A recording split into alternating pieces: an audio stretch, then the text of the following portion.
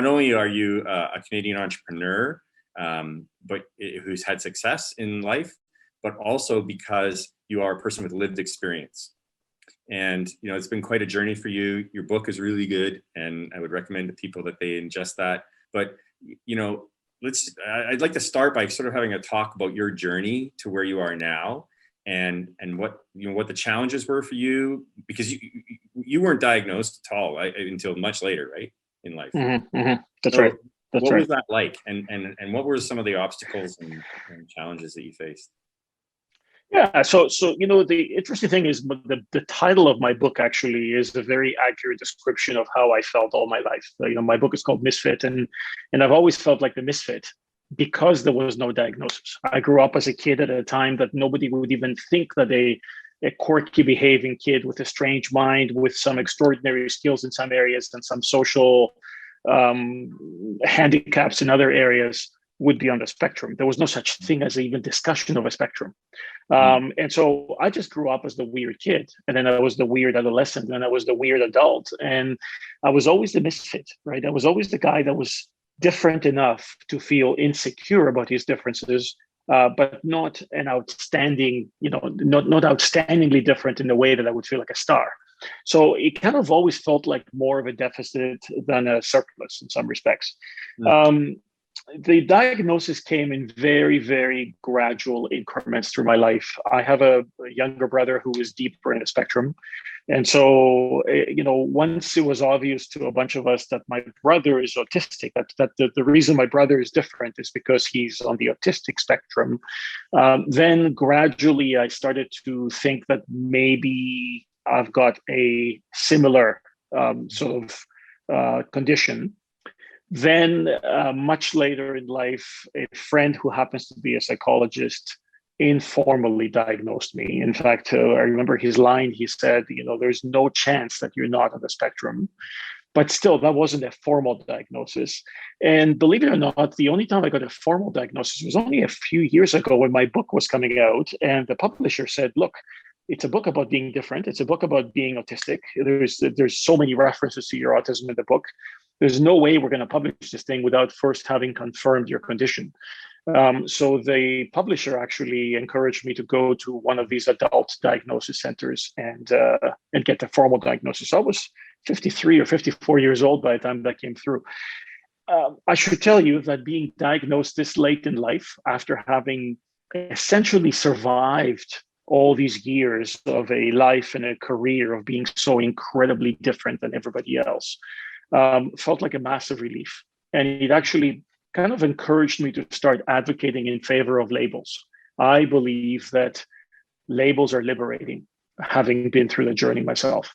Once you can stand in front of your board of directors for your business, or in front of your employees, or in front of clients, or even in front of people who are buying your book, and say, look, I am autistic. That's why I speak the way I do. That's why I behave the way I do. It kind of explains a whole bunch of things about me.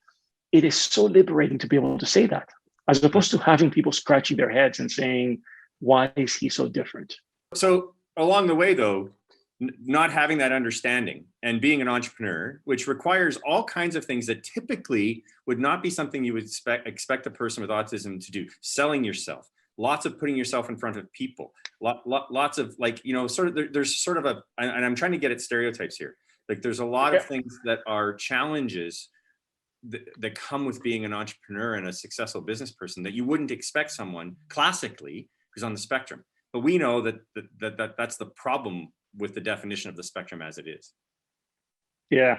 So look, let me surprise you with something I have figured out over the years. I think a disproportionate percentage of entrepreneurs are actually on the spectrum, and that's why they have the audacity and the perseverance and the kind of the laser focus, the ability to just keep going and not be diverted. I certainly met a lot of entrepreneur friends, and then realized over the years that they are kind of like me, right? They're weird enough, focused enough, irreverent enough. So I think there's actually a bit of a positive link between entrepreneurship and spectrum. Now, as far as my life goes, having survived all these years of entrepreneurship without the diagnosis, I can tell you that it was probably more difficult than for a non-autistic entrepreneur. Every time I opened my mouth and said something weird, I knew I had said something weird. I knew that there were people sitting there with raised eyebrows going, who is this weirdo? So I knew that it took more processing time and more processing management in order for the things I advocated for to be absorbed. That was the one issue. The other issue was that. Hold on a second though. How did you deal with that? Like, how did you process that? Just invested more effort. I truly only invested more effort, and that was the only way you could do it, right? So I would, let's say you're an investor, and I would pitch you an idea, and they would think, "Holy shit, is this ever a weird idea? Like, what did he come up with?" It would just take me a little bit longer because my idea was weird, or because it was pitched in a weird way. It would take a little more effort for me to sell you. So that was kind of one of the significant additional challenges of being on the spectrum and being an entrepreneur. The other one has to do less with entrepreneurship and more with running a business, which is the fact that when you're at the top of an organizational heap, when a lot of your day job is convincing and persuading and managing and kind of nudging along, your autism actually makes that job more difficult.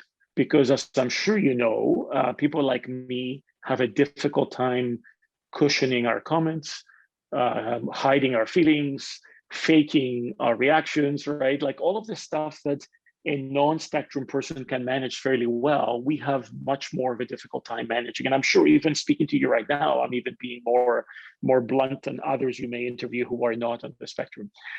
So the lack of nuance, the lack of navigational color makes running a business more challenging, because you can be far more absolute in the things you say to your employees or your clients or your investors or anybody that's a stakeholder in your business. When you're engaged in autism employment like we are, nobody in our business is in this for profit motive. They're in it because they're people focused. And many times we struggle with making hard decisions on terminations, on changes, because we are very deeply cognizant of the emotional and sociological impact that some of these decisions might have. In some ways, as an executive, not having that baggage actually would make your business better. It might not be great for the people on the receiving end, but it would make you able to make really tough decisions more easily. I think you're right. You tend to be much more black and white, right? So when you discover a squeaky wheel, you just deal with it because you don't even think of it as a difficult decision. But the point remains that for my audiences, no matter who they were, again, whether they're employees, clients, investors, that interaction with me was more challenging. It was more unique and probably more challenging, right? I would say things bluntly. I would say things weirdly. I just wouldn't hesitate to speak the truth, and that makes it, in a nuanced society, that makes it more challenging. I also, by the way, probably flunked way too many interviews in my earlier life for reasons that I'm sure you're very familiar with, right? Because people on the spectrum do not have the same ability to sort of mask and color and navigate through a typical kind of interview. Oh, so, we have so many people that work with us now, degrees, sometimes master's degrees or doctorates, who never worked before they came to work at AutiCon. And in the lion's share of the reason is the interview and onboarding and socialization process again and again and again.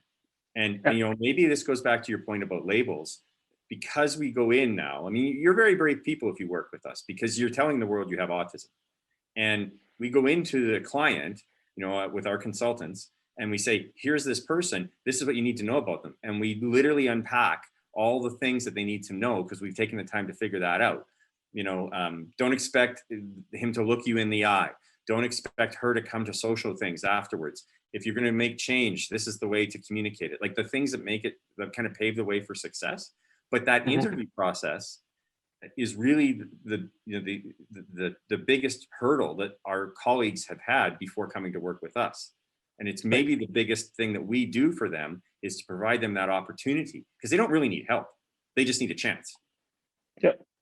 This, by the way, Garth, may also link with what I said earlier about the correlation between entrepreneurship and autism. Because a lot of us who may have the skills or the smarts or the passion may find it difficult to break into the more traditional sort of career jobs. And as a result, may kind of by default go and create our own thing because it's easier. Nobody has to interview me if I want to start a business, right? So I lived through both. My career was split 50-50. I was a for hire exec and eventually CEO for about the first half of my career, and then I was an entrepreneur for the second half. And I can tell you that navigating career as an entrepreneur was easier for me as an autistic person than it was navigating traditional career and being a for hire CEO and pleasing a whole bunch of complicated stakeholders. To be a successful entrepreneur, you really have to deal with all the ups and downs of the roller coaster of the launch and all the failures that you have along the way. And all, being an entrepreneur is not like driving a train from point A to point B in a straight line. It's like sailing a boat this way, this way, this way, market conditions changes this. And you maybe get to the destination you thought, or you get in somewhere, but you end up somewhere. And but it takes that kind of consistent belief. And good salespeople have to be able to handle rejection. Good entrepreneurs have to be able to handle failure. Perhaps it's the thing that makes it happen. Yeah, I mean, I love your line about the pathological conviction, right? Because good entrepreneurs have to have that. Autistic entrepreneurs have a turbocharged pathological conviction because you can't switch them off. You couldn't convince me to pretend that I don't have a pathological conviction on my idea when I started my first business, right? It was mine. I was obsessed with it. And the way I would communicate with the outside world, because I'm autistic and I have no filters, was with full-on obsession. So, right, that in that respect, that's an advantage. That's why I keep saying there probably is a correlation between autism and entrepreneurship. Entrepreneurship, fascinating. In society, when you say you're autistic, there's still not a broad understanding of what that means, and we all know the classic statement is if you've met one person with autism, you've met one person with autism. But when you stand up and say, I am autistic and here I am, it's really a big step because there is lots of stigma. There is lots of ignorance.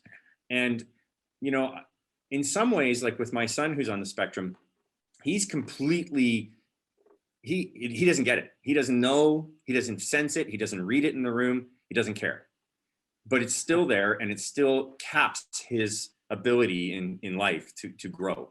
And, there is that out there. Where do you think we were? Where do you think we are now? And where do you think we're going in terms of this, like the stigma, the fear of disclosing, the lack of understanding we have in society? Like, what have you seen? Because you've been at this for a long time and you have a different perspective now.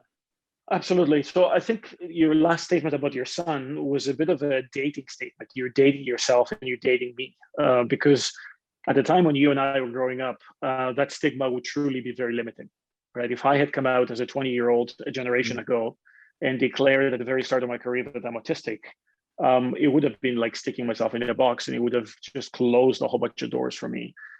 So that definitely that's where we were as a society a generation ago. Where we are today, I think, is a fascinating inflection point for society because today we've reached a point where not only are we very positively and productively fixated on diversity, all of a sudden diversity is the topic du jour. And people are understanding that diversity comes in 300 different forms, not just skin color or gender. And so all of a sudden this autism conversation is coming of age in a most productive way. But also, there are now so many open examples out there of people being on the spectrum and being unique contributors to society, and in some cases, unique leaders of society, that I think that's kind of creating massive momentum. And again, there is also brilliant examples like auticon. People like you with brilliant ideas are now inventing new ways to harness this incredible talent that we've got all around us in society on the spectrum. So, all of these things are happening at the same time. So we're I feel like we're sitting at this magical inflection point in the history of humankind where we're going from what you described before as the limiting era, the era where people like your son or I would have been completely opportunity limited, to the future, which will be an absolute normalization of difference. But realistically now, as we move towards more of inclusion as a focus, we're probably approaching what it truly means to be pluralistic. in terms of embracing people. And Yeah. I think you're right. Like, you know, we've certainly seen a big change even from 2013 when we first started trying to do this work to now. You know, the conversation is shifting, and instead of us having to go in and say, hey, give us a chance, we have companies coming to us now saying, how do we do this in our whole system? I get invitations to speak now all the time because I'm autistic. The subject has nothing to do with my autism. You know, I'm speaking about entrepreneurship or whatever else, climate change. But what makes me stand out from the crowd and what makes the organizers curious to invite me is because I'm autistic. So this is actually no different than me being curious about the employee who's sitting at the cubicle next to me who happens to be autistic, right? We have this positive curiosity in Canada as opposed to having a fear of different. Yeah, the world that we're developing, the technological world that we as a society, we have set apart, and the systematized world that, you know, the Industrial Revolution, going back, the whole process system, perhaps people, high functioning people on the spectrum, you know, taking aside all the comorbid challenges that might come that people have and all that stuff, but think about just the autistic piece that makes someone so uniquely gifted. Perhaps it is an evolutionary adaptation and an advantage. And 100 years from now, people on the spectrum will be at the core of running our society because they are ideally suited for the world that we are intentionally creating. Yeah. And to be honest with you, knowledge economy is exactly what you're talking about, right? In a knowledge economy, what we need more of is the kind of skill that people on the spectrum bring, which is intense focus, intense ability to focus, intense ability to process information clearly and cleanly and error-free, without the emotional distractions that a non-autistic person normally endures every minute of their day. So you said we're on the precipice of change in terms of positivity for people. 10 years from now, 20 years from now, 30 years from now, your ideal world, where you think we could be, where you think this is heading, what do you think the world looks like for people with autism and society in general, in terms of what it means to be a person, you know, in work? Because work, I mean, let's face it, employment is one of the deepest forms of inclusion anybody has in life.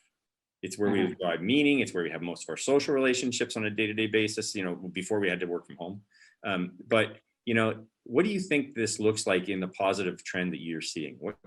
What's your vision of where this will be and what it will look like?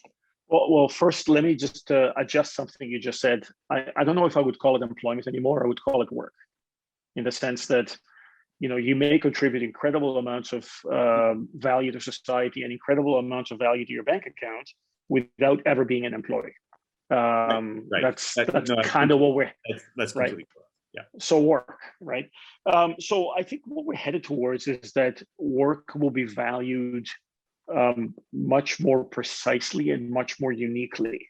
So what I do might be, you and I may be on very similar jobs, right? Let's say that you and I are running companies. You are the non-spectrum guy, and I am the guy who is atypical. Your work might look very different than mine. Your style will be very different than mine.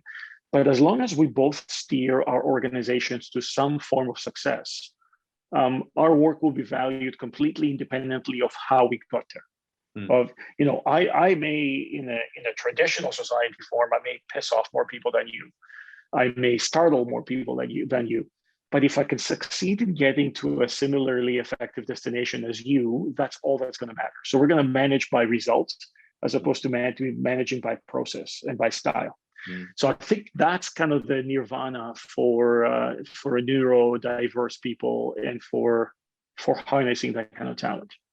When you think about what my boys want in their 20s and what motivated them in their 20s versus what motivated me in mine, you know, I wanted to travel. I wanted, you know, there was stuff I wanted. I was very driven to accomplish stuff. Both of them, the neurotypical and the neurodiverse, you know, and the young man on the spectrum, both want one thing. They don't want employment. They don't want work. They want to make contribution. And that is the intrinsic motivator for both of them, is this, I want to contribute and I want to feel like I have done something of value.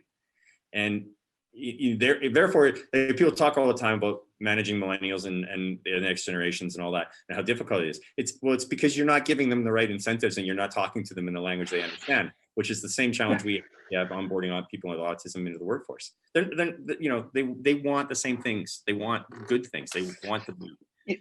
Yeah, I read an article recently that says that our value systems are changing so rapidly that we are actually living through the largest generational gap in human history. When you and I were growing up, people were saying the same thing about the generation before us. Yeah. But I truly believe that that's true today. I mean, you're describing the two 20-some-year-olds you're describing, your kids, are incredibly typical of their generation. Right. And you and I were incredibly typical of our generation by having far more basic, far more materialistic ambitions. So I think that gap is massive. And frankly, as a guy who's run social ventures for the last 15 years, it just makes me very happy. It makes me excited about the future, because there's an entire generation of humankind that's actually entering the workforce now and saying, we're not going to do it the same way. We are going to generate wealth for ourselves by building a better world. And so our autism conversation fits into that bigger picture, but that bigger picture, frankly, is very exciting for people like me.